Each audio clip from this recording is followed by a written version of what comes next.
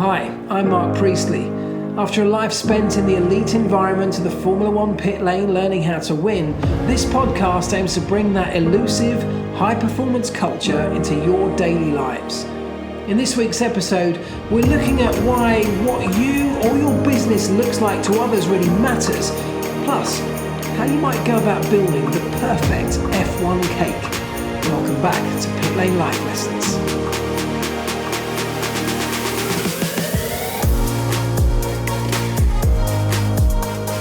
Talk about how Formula One teams are so successful. Tiny things, but you only find those tiny things when you look for them. Of course, there's only one winner in every Grand Prix, so for everybody else, you haven't won. So it could be deemed that's a failure. Hey everybody, welcome back to a brand new episode of the Pitlane Life Lessons podcast. Thank you as ever, wherever it is you're joining me, however it is you're joining me. I appreciate every single one of you. And a quick note, if you're returning, if you were listening last week at the start of season 5, I want to know if anyone tried the breaking the pencil trick. There were a number of you sent messages saying that I'm going to give it a go, I'm going to try it, can't wait to try it out. But no one's actually come back to me and told me how they got on. So just drop me a line. Did you try it? Did it work? Did you have to go through some pain?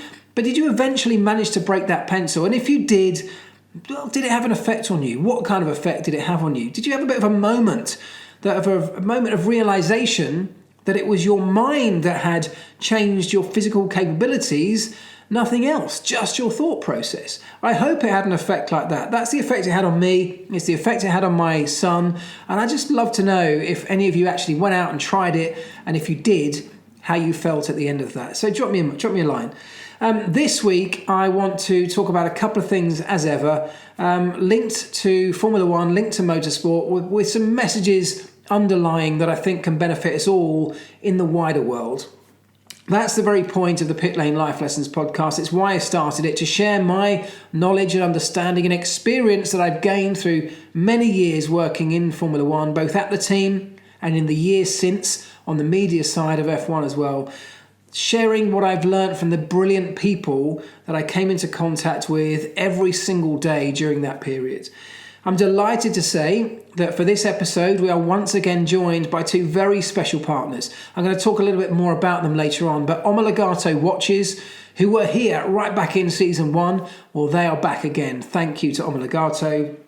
And also Car Gods, car care and detailing products, but really special products. And again, I will talk a bit more about them later on, but just give them some love. If that's all you do off the back of this podcast, show them some love, search them up on social media, give them a little like and a follow, or go and check out their website. And even better, go and buy some products. But thank you to both of those partners for joining me on this journey and helping me to grow this into something that's bigger and better than it already is. Thank you all. Right, let's start then. This week, I want to talk about a subject that's really kind of close to me, really something that is ingrained in me and is one of my kind of core values, if you like. I'm going to start by telling you, I guess, a little story that sets this up. So when I first left college and got my first job in motor racing, I was on this journey to get to Formula One, and I got a job at a very small Caterham 7 race team.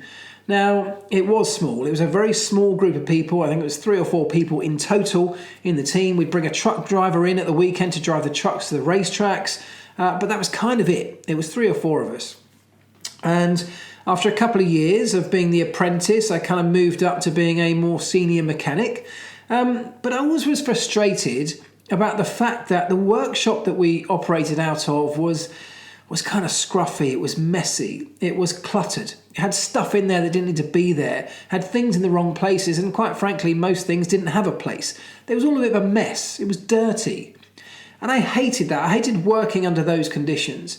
And one day, the team owner, the guy that owned the entire organisation, came into our workshop and announced to me and the apprentice who was there with me, announced that the team manager, my immediate boss, had left. Something had gone on behind the scenes, and at very short notice, with immediate effect, he'd left. And the team owner had come in to say, look, I'm really sorry guys, but I'm going to have to tell all of our clients, these are the customers that we build Caterham race cars for, or track day cars for, we're going to have to tell all our clients that unfortunately, we're going to have to put all those racing activities on hold. We're not going to be able to compete in the next event. We're going to have to cancel our track days because we've got no team manager. The team manager's gone. And that left just me and another guy in the workshop, an apprentice. And whilst I was devastated, I was shocked, I was really surprised to hear the news. After 5 minutes of thinking about it, once the team owner had left our workshop and I was in there, it's kind of dazed and wondering what on earth was about to happen, I thought, do you know what?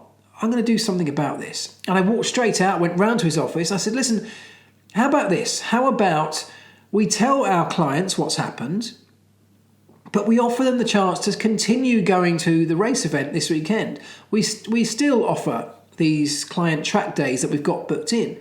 Because if you think about it, it was only ever me really and the other mechanics that did the work here. The team manager, yes, they did a lot of the sort of clerical work, the logistics work, organisation, that kind of thing, client collaboration and communication.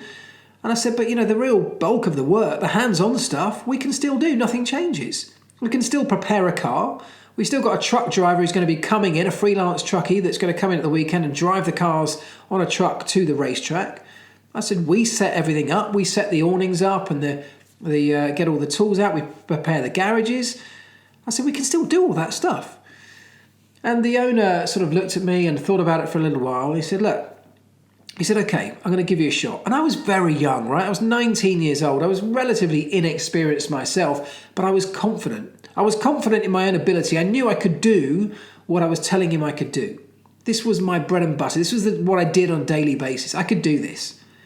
And he put some trust in me to go ahead and just essentially run the workshop for the interim period until we could find a new team manager. And I was very grateful to have that trust, and I went back into the workshop and I immediately started organising things. And the reason that I want to tell you this story is because what I did on day one of being given that responsibility, that opportunity to run the workshop how I wanted to run it, without somebody else leading the way as they had done up until this point, I had the opportunity to transform the place where we worked. And I had become so frustrated with the fact that our workshop was messy and dirty and untidy. And I thought, right, I'm going to change this. So I literally spent the next 2 days with me and the apprentice getting rid of stuff we didn't need, reorganising the entire space. And every single morning when we had the night before packed our workshop full of Caterham 7s from customers and clients and our race cars that were just shoehorned into this space to keep them out of the road overnight, keep them secure. Every morning, whereas for the past 5 years, we'd opened the workshop doors in the morning, we'd got all of those cars out, we just parked them randomly around the car park in any space that was spare, and we got on with the day's work. What I did in day one was I opened the garage doors in the morning and I got these cars out and I organised them all in this slightly sort of 45-degree angle right along the workshop, the front wall of the workshop outside, taking up the first row of car park spaces, but I got them early and I made sure we got them all for us, and I parked 7 or 8 Caterham 7s with military precision at 45-degree angles alongside each other in an almost display of Caterham 7s. And it looked great. And it was nothing. It was just about parking cars in the right place, but doing it accurately with attention to detail. And when the owner came in, the boss came in, he said, wow, that looks really great. He said, that's good stuff. He said, give me a big pat on the back. Well done, Mark. And I did it every single day. And not only did I do it, I made sure that it was perfect. And I spent probably longer than I should have done making sure that the angles are right, the distances between those cars are right, that they all sat there with the wheels straight, looking perfect. And the reason that I'd done it, the reason that I'd tidied the workshop and made it look loads better, cleared out all the clutter, given everything a space, and over the space of a week, I transformed our environment, our place of work. The reason I did it was because that facade, that first viewing that any potential customer or client sees is exactly that. We were near the main road. We were in Clapham in London. People drove past us every day. Before that, nobody would have known what we do having just driven past on the main road. But today, after I'd been through that process, people would drive past on the main road and they would see this really quite impressive array of Caterham race cars lined up outside the front of our workshop. Perfectly. And I remember thinking, I hope this makes a difference. I wonder if this is going to make a difference to anybody. And one day somebody pulled in randomly off the main road, were just driving past, decided to drive in and see what we do. And they did that because of what they saw as they were driving past, something they'd never seen before. They might have seen the odd Caterham dotted around the car park, but there was nothing to say, this business works on Caterham 7s or builds Caterham 7s. And this guy came in and he started chatting, and I made him a cup of tea and I showed him around the workshop. I showed him some of the work we were doing, and he bought a Caterham. He not only bought a Caterham, but he bought a Caterham and asked us to build it. Now that was the bread and butter of our business. It was that kind of client that kept our business going, that funded some of the other activities, the racing activities that we were able to go and do at weekends. And I brought a client in almost entirely from the presentation of how we suddenly looked, how our business was presented to the outside world. I'd attracted somebody in through a little display at the front of our workshop. It was like a peacock fluttering its feathers trying to attract a mate. That's exactly what I had done with our little business. I'd sent the best of our business outside and lined it up for the world to see. And of course, when this guy came in, we had to back that up. We had to show him that we meant business, that these were the kind of cars that we could build. This attention to detail in the presentation was how we ran our business. Everything ran like that. And the way I talked him through what we did gave that same impression. I showed him some of the finer details that we did when we built our Caterhams, something that no one else would have done. And he was impressed. And the very point was he was impressed, because that is exactly what I was trying to do with the presentation. And when he walked into the workshop, it was clean and tidy. The floors had been swept and washed the night before. Everything had been put away. Worktops were kept clean. And of course, the reason I'm saying all of this is if you fast forward a few years in my career, of course, I end up at McLaren, where this is exactly on a whole another level. This is exactly what McLaren was all about, attention to detail.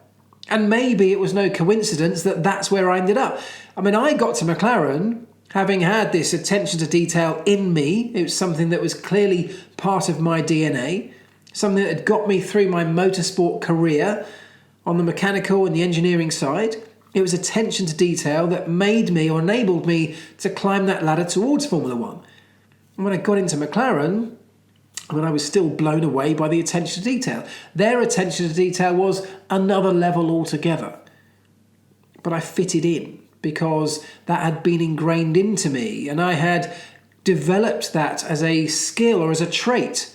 It's something that I passed on to the apprentice, and I hope that apprentice left us and went on to do bigger and better things in the future with an eye for detail. Something that he may have got from me, perhaps, at least to some extent. But the point was, the way we presented that little Caterham 7 business brought in a client, and it may well have brought in many other clients in the years that followed after I'd gone. But it was all about a little bit of attention to detail in how we presented ourselves. Now, when I get to McLaren, of course, there are, as I said, there's a whole other world of attention to detail and presentation. And I remember another little story when McLaren, Ron Dennis, had spent millions of pounds on building a brand new, the brand centre, we called it. A multi-level, 3-storey high, incredible building that went into the paddock at every single European Grand Prix. It took something like 17 trucks to transport it to a race. It took hundreds of people to assemble it over a few days to get it ready for that race weekend. But once it was built, my goodness, it was amazing inside. You couldn't help but be wowed when you stood back in the paddock and saw it, let alone when the sliding doors opened and you walked inside. It was incredible. It was an extension of the MTC, McLaren's really impressive and incredible factory back in Woking in the UK.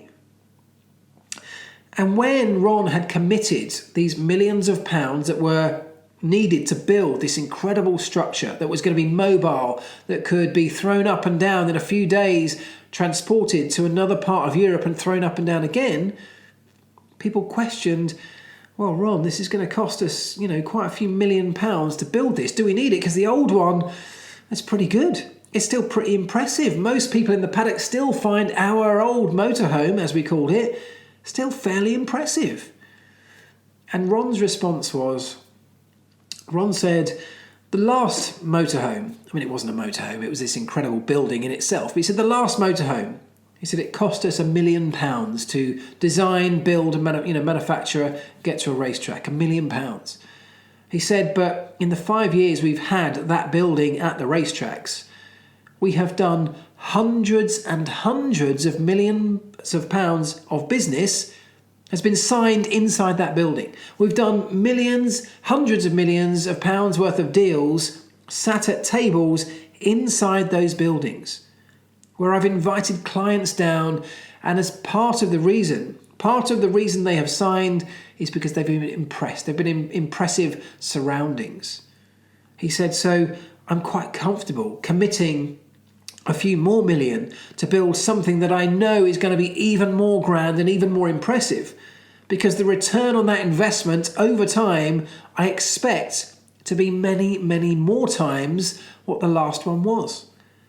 If you think about one prime sponsor in Formula One bringing tens and tens and tens of millions of pounds, in the tobacco sponsorship days, hundreds of millions of pounds from one client, one company. If we can wow those clients, if we can wine and dine them in the most fancy place in the paddock, if we can stand out in that paddock head and shoulders above everybody else, which is what that building did, well then our clients, potential clients even, are going to be proud to be walking into that building. They're going to want to show that off to their clients, to their customers, to their staff. It's something they're going to want to shout about from the rooftops, that they are partnered with us at McLaren because of the way we go to, the levels of attention to detail we go to when we're presenting things like our motorhome, like our factory, like our cars, our garage. This attention to detail in our presentation was absolutely part of McLaren's DNA. And the point behind all of this, and the point Ron was making, was that building was a representation not just of a big glitzy glamorous place. It wasn't just something to show off about, but it was a representation of our company. It was a representation of McLaren and the people in McLaren and how we go about our business. The sort of care and attention we put into our work is reflected in the care and attention that went into that brand centre. The MTC is exactly the same. It's still 20 years later, after it was first opened back in 2003, still one of, if not the most impressive factory anywhere on the grid. And that was incredibly deliberate, because it reflects the way we go about our business. And my point off the back of all of these little stories I'm telling you is that if we can do things and display ourselves or our companies, if we can reflect the way we want to operate or reflect our own values, our own beliefs in the way we portray ourselves for that very first initial impression, it can have a huge impact on who wants to come and interact with us, who wants to do business with us, who wants to engage with us, form relationships with us. Those first impressions can be monumental. And I talked about this in much more depth in a much earlier episode, way back in the first series. I talked about how first impressions are super important. We talk about not judging books by its cover, but we do that. We do it all the time. Everybody does it. We make a snap judgment the moment we see somebody or something. And so if we want to have an element of control of what somebody thinks when they make that snap judgment, when they take that first impression, we have to design the first impression that they get. And it is about an element of control. We can control or manipulate to some extent what people think about us, even before they've had the opportunity to work with us or to build their relationship with us. I talked about it in that first episode, that earlier episode, in the sense of relationships. Dating, we do the same things, don't we? We dress in a certain way. We put makeup on if that's what we want to do. We go to certain places. When we start interacting with people, we tell the kind of stories we want them to hear first. We don't tell them the rubbish stories. We don't tell them the ones that we're a little bit embarrassed about. We tell them the ones they want to hear, or we want them to hear. Social media is another great example. We curate a set of images or videos that give off the impression that we want other people to have of us. If we were broadcasting our entire lives live every single day, if it was a Truman Show, if we were live on air on Instagram for the entirety of a full day, we'd give off a very different impression, I'm sure, because they'd see the best and the worst of us. But we don't do that. We curate what others see. And that's the same thing that Ron Dennis did at McLaren. It's the same thing that I was trying to do back in those early days at that Caterham race team. Now, you can have the attitude in life. You can have the attitude of, well, I don't care what other people think. And to some extent, that may be fine. For some people, that may be fine. But what you lose when you have that kind of attitude is you lose the ability to gain that very immediate advantage of manipulating somebody else's impression of you. And if we're talking about business, that can be a really valuable thing. Guiding people in the right direction, bringing them to you because you might know they are the right kind of potential client, the right kind of potential client for your business. And by putting a certain image out there or an image portrayal, by presenting yourself or your company in a certain way, you want to attract the right kind of people. It's a little bit like casting your net really wide. If you don't care what people think of you, what anyone else thinks, you cast your net really wide. If you're a business doing that, you're sort of throwing your doors open and just kind of hoping someone's going to wander in. Or you're going to hope 10 people might wander in and one of them might be the right kind of client.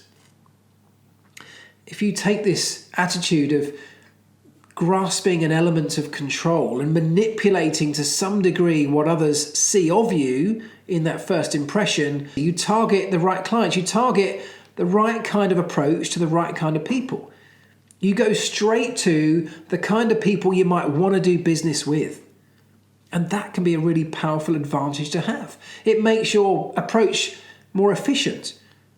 It's kind of advertising. It's like advertising, isn't it? If you take an advert for your business in a magazine, you're going to create an image, probably a set of text that goes with it, that just shouts about the very best things about your company or the most relevant things about your company to the kinds of people that are going to read that magazine. You're not going to tell somebody in a magazine about something that has no bearing on them, has no relevance to them. It would be a waste of your advertising dollar. So you curate something that is targeted. And that's what we're talking about doing here. From a business perspective, it seems quite obvious, right? It seems like, of course, that's what you got to do. If you want to go out there and attract the right clients, you need to give off the right impression. And those little details matter. But it's the same for you and I. If we want to attract a potential partner, it might be a business partner. It might be just friends. But if you want to attract somebody, if you want to make friends, if you want to build relationships, you want to give off the impression that you want others to think of you. Now, the key to all of this is it's got to be the right impression, right? Because if you give off an impression that isn't really you, you'll get found out very quickly and the whole thing will be a disaster. The whole thing will be a waste of time. Not only that, it could actually end up being a real negative force. So you have to think about what are your values and beliefs, what are the messages that you stand by in life, and then you can start thinking about how you present yourself in that certain way. If you have a certain set of beliefs, if you want to live your life in a certain type of way, looking for some eventual outcomes, whether it be happiness, some kind of success in one means or another, are you on the right path to doing that? Are you living by those values? Are the things that you're doing today fitting into that sort of bigger picture that you've got in your mind for some way down the line? If you're a business, are you operating in a way that's going to attract the right kind of clients for your company? If I go back to my example in the beginning of the Caterham race team, if anybody had walked through our door randomly in the days before we changed things around, they'd have been disappointed with what they found. They'd have found a messy place that was chaotic, and it was untidy, and it was dirty. And if you see those things, that's the impression you've got of that business. And so why on earth would you want to give over your hard-earned cash to let those scruffy, dirty, untidy, chaotic people build what is hopefully going to be your pride and joy, your dream car, a Caterham 7? You just wouldn't, would you? So it's about sending out the right messages and aligning yourself to those messages, or rather aligning the messages to the way that you want to and should be living your life. And those are questions I think we can all ask ourselves. Are we living our lives the right way, or the way we want to live them? And if we were being broadcast to the world constantly, would our lives match up to the image that we try to give out to everybody else? Would our lives stack up if they were matched to our Instagram posts? Would they stack up to real life? Or are we giving off some impression that's not real? Are we trying to convince somebody of something that isn't really us? And if we are doing that, why? Why on earth? Who are we trying to impress? All that's doing is building a fake reality for you and for the people on the other end of those posts, or those images that they get to see. And if you ever come into contact, if you ever meet those people in real life, well, they're going to be hugely disappointed, aren't they? So the question is, what are we doing today? Are we doing the right things that align with our values and our beliefs and our journey that we're on to get to whatever success we want to get to? Are we doing the right things, making the right choices, living our life in the right way? And are we portraying ourselves in that way too? Because I think both are really important. From both a business and a personal perspective, giving off the right impression, attracting the right types of people that we want to attract, the right types of client. It might be other businesses. Whatever it might be, are we giving off the right impression that we want to give off? It's really easy to get that wrong, by the way. We can be living our lives in a way that we believe to be correct, but still give off a completely sort of misunderstood impression, or an impression that is easily misunderstood is a better way to describe it. We might be scruffy and dressing untidily. We might be late, turning up for meetings late. We might not get things done on time. We might not get things done to a certain standard.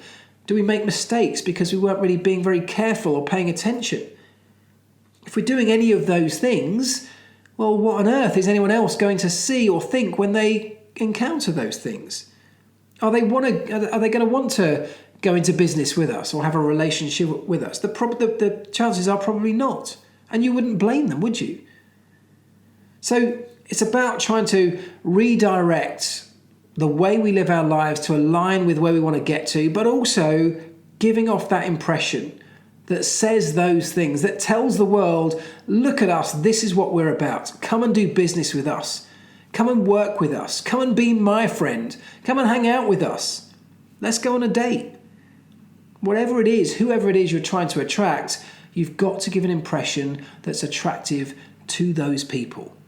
A few months back, I got asked to go and visit a company up north. In fact, they own a number of brands, a number of companies in the automotive space. And I drove up there, I followed the directions, and I went into their premises. You go down into an underground car park, and then you get in a lift. And you go up to a floor that is actually -1. And you come out of the lift, and you're presented with this incredible display of cars, unusual cars, some rare cars, some racing cars, some motorbikes, some motorsport and automotive artifacts. Lewis Hamilton's steering wheel was there. There was a race suit from another racing driver. There was a car from one of the James Bond movies. I mean, some incredible stuff. It was like walking through a museum. It was all laid out beautifully with carpeted areas in front of it, little descriptions of what each piece was, some of them playing video behind it, demonstrating where they were originally used.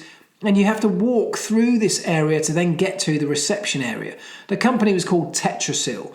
And I walk up to this great big reception area with a big brand name Tetrasil behind. And the lovely lady in reception says, yeah, hello, we've been expecting you. Just pop up to the first floor and somebody will meet you there. And you pop up in the lift and you open the doors again, and then you're confronted with this incredible lounge area with beautiful sofas. There's a great big bar.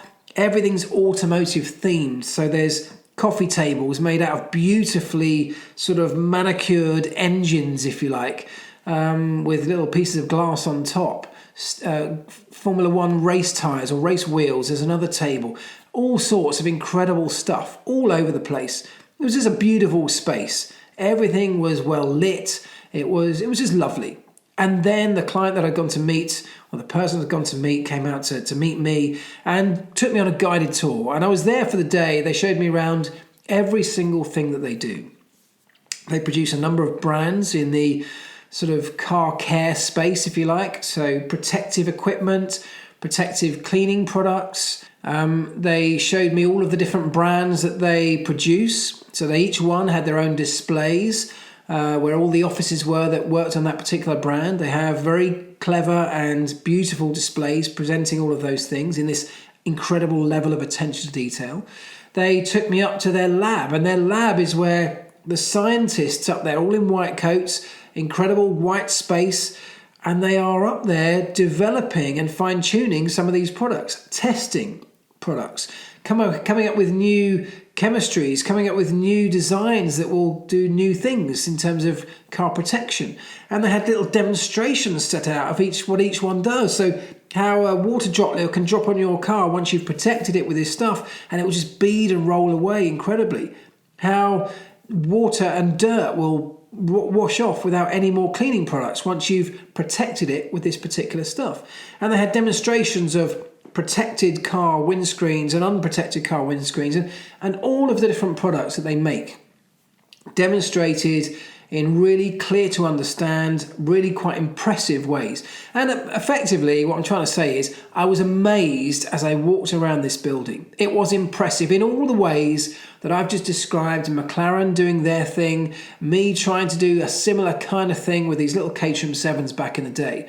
It was an impressive space. Now, this wasn't a space that customers, as in the general public, got to come in. It wasn't a shop. Nobody was walking in to buy a product.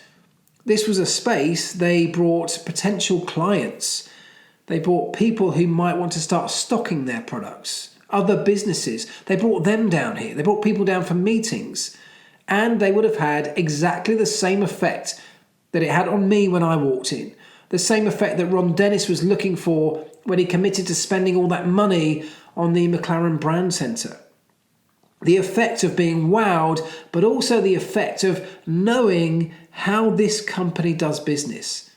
What level of detail they put into their products, but also the people that work there, the environment they work in, how they do their business, what sort of people they were, what they care about, how much care and attention they put into all of the things that they do. That company, Tetrasil, is the parent company of Car Gods. Car Gods Detailing Products, a sponsor of this podcast for this episode. And that little story I've told you is exactly the reason why I approached them a few weeks ago and said, listen, I'm thinking about trying to bring a couple of partners on board to help me grow the podcast. Would you like to be involved? Because I know they tie in perfectly with the messages that I try to portray in everything that we do here. Attention to detail runs right through my veins today. It always has done to some extent, but my time in McLaren and Formula One accelerated that, took it to new levels. And it takes quite a lot to impress me today, but the guys at Car Gods and Tetrasil did exactly that. And that is why I wanted them to be part of this project. So I would love it if you wanted to check out what they do as well. Be impressed like I was. Go to cargods.com and you can have a look and see all the things that they offer. Some incredible ways to look after your car, to protect it. Preventative maintenance just by applying different products. And then, of course, the care and the detailing, the cleaning, making it look and shine and present it in the way that you might want to present your pride and joy. If you've got a car that you're proud of, these are the kind of products that can really help you show it off. Look after it and then show it off. And we talked all the way through this first part about giving off the right impressions. Car Gods detailing products can help you do exactly that. So look, go and check them out, show them some love, tell them that I sent you. That would also really help. And if you want to buy some products, do so. Believe me, having tried and tested so many products on the market in all the things that I do, from racing cars to road cars to my own personal cars, believe me, the suite of products that Car Gods produces, together with the care and attention that goes into those, the continuous development of those products, makes them the very best that I have found. And that is a genuine endorsement from me, having tried and tested loads of them. So look, go check them out. Give them a go. cargods.com. Thank you. The other partner, of course, for this episode is Omologato Watches, and we can't go too much further without mentioning them as well. Many of you already know them. They produce the most incredible motorsport-inspired watches, but I think the thing that impresses me most about Omologato, it's not just the fact that it's a small family-run business. Effectively, this is the brainchild of one guy, a massive motorsport fan. A massive petrol head, Shami Kalra, a good friend of mine, who designed or started this business because he loved motorsports. And he wanted to create timepieces that reflected some of the big moments in racing history, some of the big venues, some of the iconic liveries and brands that have been part of this sport over time. He wanted to reflect that with some brilliant and beautiful timepieces. And he's done exactly that. But the thing that impresses me most of all is that Omologato Watches exists not only for those reasons that I've just said, but also to give back to the motorsport world. They spend a huge part of their time, and even more so, a huge part of their profits, feeding back into the motorsport community to support drivers and riders in motorbike racing, to support teams, to support venues at grassroots level. In fact, Shami told me a really good story the other day. I think, in fact, he put this on Twitter. You may have seen it if you follow him. But he said he's just gone through an 8-week investigation from the HMRC into his business accounts, came out fully clear, and there was nothing to worry about. They got a clear bill of health. But the reason they were investigated because the HMRC could not believe how much money out of their profits this company puts back into motorsport, to supporting the sport that they love. And I think that is a huge thing. I think it's a massive thing. That's something that should be celebrated and applauded. And look, if you want to do your part to help and support that, go and check out omologatowatches.com. You will not be disappointed with what you find there. The watches are beautiful. I've been wearing them for years now. I've got 3 of them, and that is because I love them so much. I've got a new one actually. If you're watching in fact you won't have seen it yet, the latest series of Wheeler Dealers that we're just filming right now, I've got a brand new Omologato watch, which I think is stunning. You'll have seen it on my Instagram if you've seen some of those pictures, but check that out. But omologatowatches.com, go give them some love, follow them on the socials, and if you want to buy a watch, that would be amazing too. So thank you. Thank you to Car Gods, thank you to Omologato. Okay, let's crack on. Okay, so this week just gone, I spent one day in Italy going to visit Shell. The company Shell is the renewables division of Shell, but I had to go over there on the shores of Lake Maggiore, beautiful location, and I spent an afternoon with them talking through how best to deal with change, how they can embrace a changing environment and make the best of it. This is an oil and gas company that's facing a world that's veering well away from oil and gas. Not only is it running out, but also the world is turning against it. We need to find new ways to produce energy, to power our vehicles and our homes and our industry. And Shell Renewables, along with all of the other traditional oil and gas companies, are having to find ways to adapt their business to embrace a new way of working. And that comes with its challenges. And I was there to talk about exactly that. It's exactly how a company or a team can embrace change rather than seeing it as a threat, to embrace that change and look for the opportunities within it. See it as a challenge and an opportunity rather than seeing it as something that threatens their existence. I was using Formula One, of course, as a model.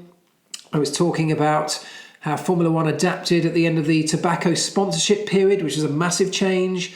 Formula One's adapting right now, and I've talked about this already, but this environmental impact or the environmental threat that we're all facing, Formula One potentially could see that as an enormous existential threat, something that could bring the sport to its knees, but it's not. It's in the opportunity there, and it's embracing this idea of developing sustainable fuels. So it's hoping to create an opportunity out of something that could be a threat. And those are the things I was talking to Shell about. But at the end of it, I got a series of questions, as I always do. And given that we were in Italy, given I was talking to Shell, there were a number of Ferrari fans in the room. And part of my talk had referred to the idea of teamwork, great teamwork, talking about how to build high-performing teams, because it's those high-performing teams that are best situated to deal with a changing environment. And as part of that, I talked about how, Red Bull have nailed it right now, of course. They seem to be getting everything right. They're slick in terms of their operation. I've talked about Mercedes over the past 7 years, almost getting everything just perfect, dominating the sport for such a long period of time. That comes because they got everything right, or almost everything right. And then, of course, I had to talk about Ferrari. And we're in Italy, we're at Shell, they are Ferrari sponsors, they are Ferrari fans, and I'm talking about how Ferrari haven't got it right. And the question that came at the end was, how do you go about getting the very best team when you've got almost everything? Because look, Ferrari have got great cars, great drivers, huge resources, but they're still not managing to win. So how do you just get across the line when you're almost there? And my response to that question was to sort of use the analogy of baking a cake. I said, if you've got, let's say you had 10 ingredients that went into a cake.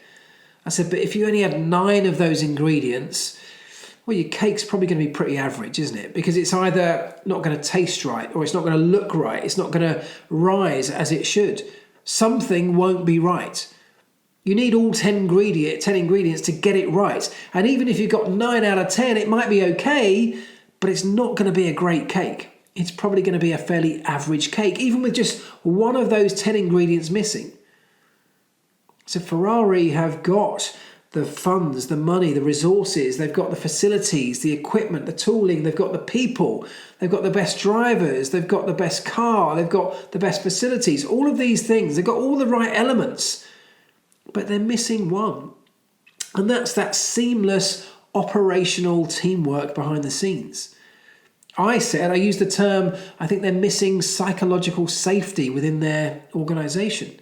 People don't feel psychologically safe. They don't feel safe enough to pipe up with a new idea or with a question, to question the way they're doing things. No one's got any confidence. And without any confidence, people struggle to make decisions under pressure. Sometimes they just don't make those decisions. And that might all be because that one final ingredient in their cake is missing. And yet the result is they haven't won a championship despite having all of those other things since 2007 with Kimi Räikkönen. That's a long time ago. At times this year, they have the best car, they've got the fastest car, and they still can't manage to win because they're missing one vital ingredient. And my point in all of that was that it takes everything. You have to have the entire package to give yourselves the best opportunity at generating success. In Formula One, you're looking for the World Championship. You're looking to win Grand Prix and then sustain that over the season and go for the World Championship. To do that, you need everything. You need every piece of the jigsaw. You need every single ingredient. And Ferrari haven't got it. And look, don't get me wrong, Mercedes haven't got it this year either, because their car has let them down. They've still got a great team. They've still got great people. They've still got a great culture and a great environment inside their business. It's the same environment and teamwork and everything else that went into that sustained period of immense success over the past 7 or 8 years. But this year, the cars let them down. They got it wrong. They didn't get the final piece correct. So they're missing one of their ingredients. Red Bull, you'd have to say, are the closest to having all of their ingredients in place. They haven't been perfect, but nobody is. But they've got the bulk of it right. More often than not, and better than anyone else, they've got the bulk of it right. And exactly the same thing applies to us and our lives. We have to have all of the ingredients to get to wherever we want to get to. In business or just in life in general, in relationships. If we've got 9 out of 10 of those ingredients, something's going to fail, something's going to break, something's going to let us down. And that could be really quite significant. It might be small, but over time it might grow into something significant. How many of us have been in relationships where gradually the little tiny things start to niggle at you and they become more and more serious for you? They become an even bigger problem. People get more and more annoyed by them, and because we might not talk about them or discuss them, they continue to grow and get bigger. And that one missing ingredient grows into something that's so substantial it can destroy and destruct the entire relationship. Same thing happens in business. And what we have to try and do in our lives or in our companies is continually be looking at all of the ingredients that we need. And it's a continuously adaptive process, because if the world is changing, the environment's changing, just like I was talking to Shell about, you might have to change some of those ingredients. You might require a different set of ingredients. Your ingredients might have to evolve over time. But if no one's got their eye on the ball looking at this big picture of all the ingredients you need, it's easy to miss that. Ferrari feel like they have missed a massive part of their ingredients list over quite a considerable period of time now. And it has developed into something that's manifesting itself in all the ways we've seen when we watch Grand Prix. The radio calls, the interviews with team management, the results. All of these things have become a problem because there's something missing. Now, it doesn't mean that Ferrari have to now throw all of their resource at that one missing ingredient, because of course what happens then is you lose all the others. You start to deteriorate some of the others without any care and attention on them. And it's a challenge, it's a big challenge. In Formula One, it's an enormous challenge. But in our lives as well, it's exactly the same. Whatever you're heading towards, wherever you want to get to, in a relationship or in work or whatever, you've got to decide which ingredients you need to get there, and have you got them all in place? Most of us will answer that question by saying, no, we haven't got them all in place. Because that's the goal, that's what we should be striving towards. Those who get all of them in place, the Red Bulls of this world, like we're seeing in 2022 in Formula One, that's an incredible achievement.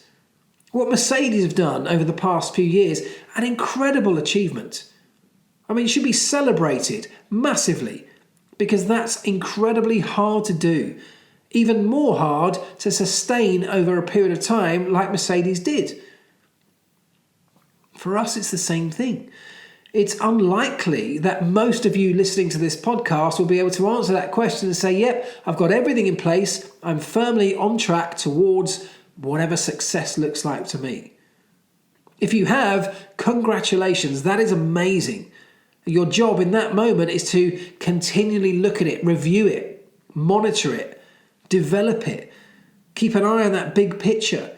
Make sure you don't need to add in another ingredient to satisfy a changing world or a changing environment, a changing relationship, a changing set of circumstances. But if you haven't got all of those ingredients in place, your challenge is to try and find them. Your challenge is to work out what they are. That's the very first part of that puzzle. Where do you want to get to in life? Where do you want to aim at? What's not right with you right now, and where would you like to be in 5 years' time? If we know the answer to that, we can start to work out what we need in our cake. What do we need to get there? Which ingredients do we need? Could it be that we need to look after our health a little bit more?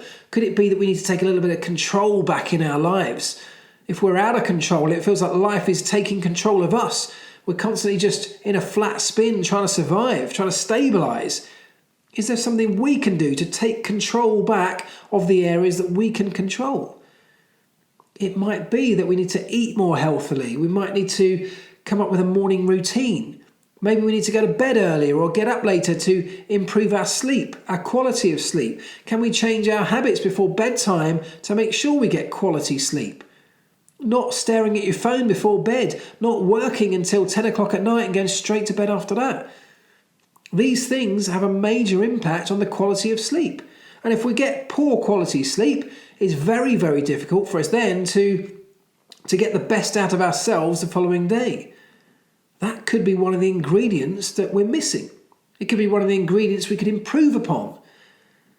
There are all manner of things. It could be financial, looking after our money better, using our money better, spending it more wisely.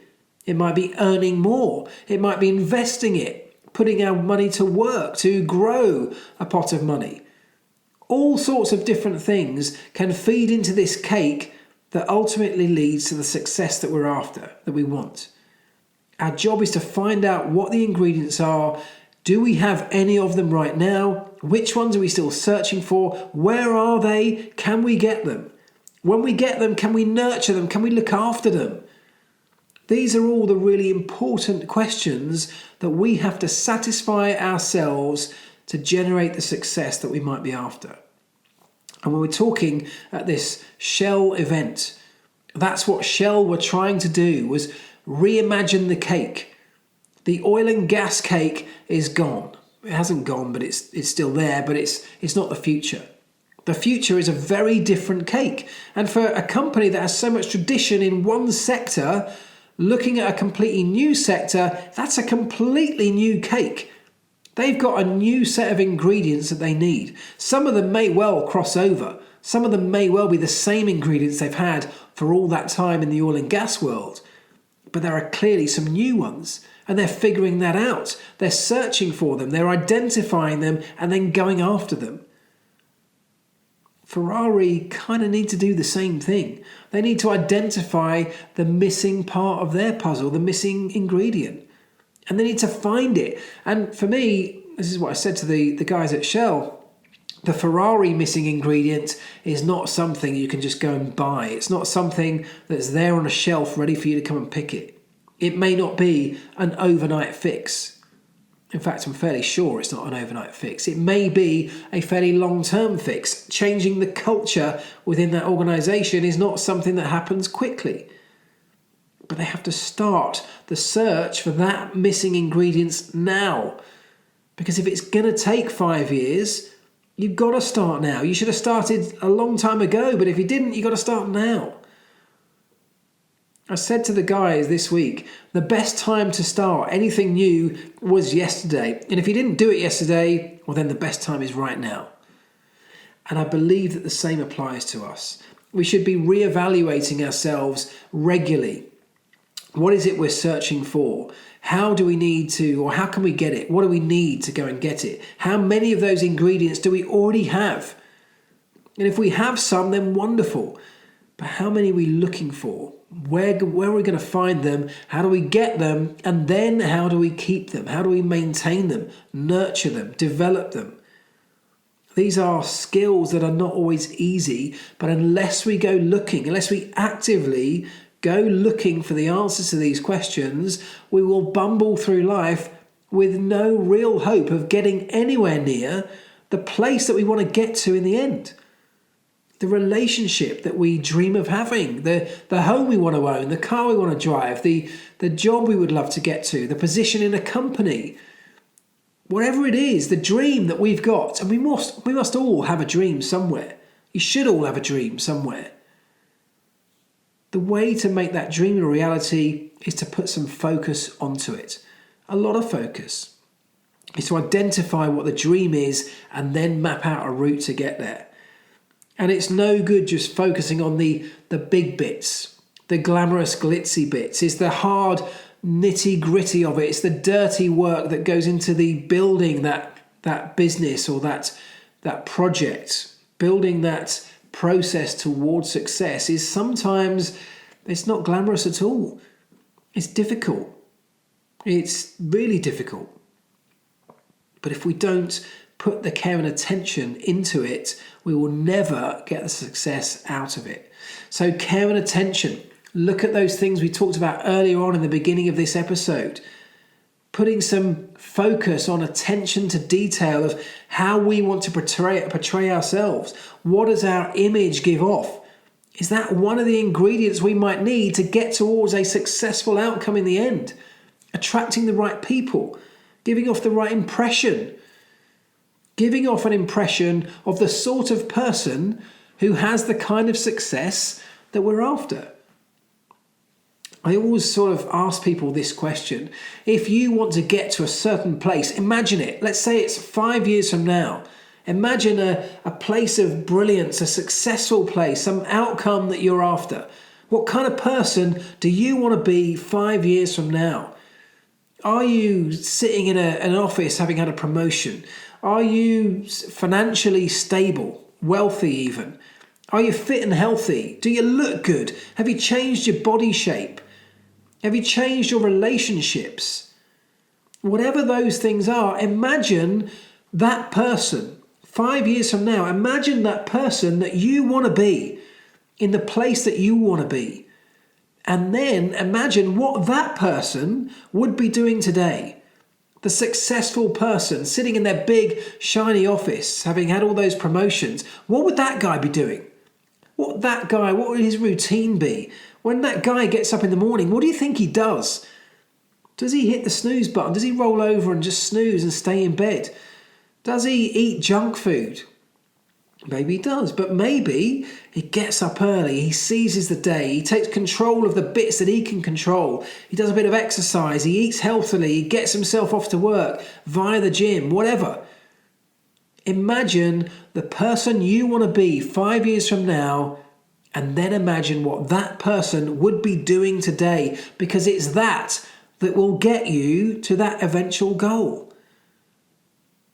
The impression you give off needs to be the impression of that person you want to be. It's one of the first steps. And then you can start figuring out how to be that person. But you're never going to be that person unless you start acting like that person. And in the beginning, you might even have to pretend. You might have to pretend to be a senior manager, a CEO. You might have to pretend to be someone who's really successful in life if you don't feel that way right now. But even starting to pretend to be that way starts to change your mindset. We talked about it last week. Whatever your brain hears and whatever it sees, it believes. So start to create the impression of someone who's successful. Start to behave in that way. Start to seize control of your life and put it on a path towards the place you want to be. Pretending, if that's the way you have to do it, to be that person at the end of your journey. And sooner or later, you don't have to pretend anymore. You morph into that person, you become that person. And this journey is self-perpetuating. And in 5 years' time, you will be in the place you dreamt of being all that time ago. How much do you want the success? If you're not that bothered, it's fine. There's not a right or a wrong here. But if you do want to get to a certain outcome, and this is how Formula One teams operate, if you want to get towards the outcome of winning races, becoming the best, you have to make sure you have every single one of those ingredients in your cake mix. It's a difficult thing to do. Dedicate time to looking at all of those different areas of your life. Write it down. Set yourself a schedule. Monday, I want to look at this thing. Tuesday, I want to look at this.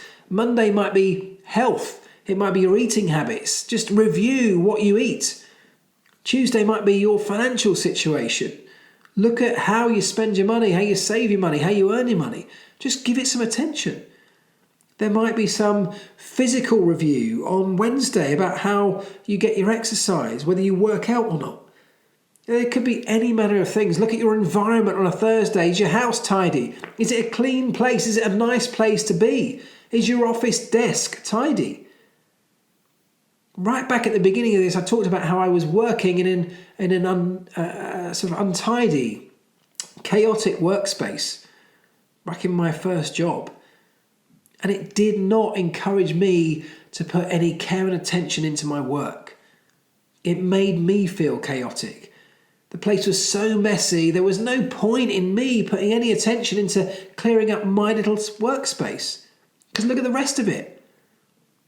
And yet when we transformed it, when you turn it into a organised, clean environment with everything in its place and everything having a place, where you know where things are, when it's practical, it's efficient, well then everything starts to become easier, but also your motivation to go that extra mile becomes easier. It's worth putting the care and attention in because look at the rest of it. You don't want to let down the environment that you've now created. It's how McLaren built their entire business. Attention to detail is in the environment that we work in, but it rubs off on every individual. Everything that McLaren does has attention to detail at the heart of it. I talked about car gods and Tetrasil basing themselves on exactly the same mantra. And you can do exactly the same. I believe we should do the same. If we want to get to a certain place, this is how we get there. It's through care and attention in every single area of what we do. It's through identifying the means and the path to get to where we want to get to, and then setting ourselves on that path. Taking the time, actively placing ourselves on the path. We won't fall into it. You've got to be very, very lucky for that to happen. You have to make a change, you have to take control, and you have to actively place yourself on a path that's heading in the direction of success.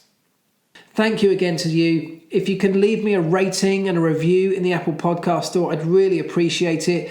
Show me some love wherever it is you're listening. Drop me a message. Whatever you've taken from this episode or any of the others, please let me know and share it around to your communities, to your friends, to your colleagues, your families, whatever. Share it around. I would really appreciate it.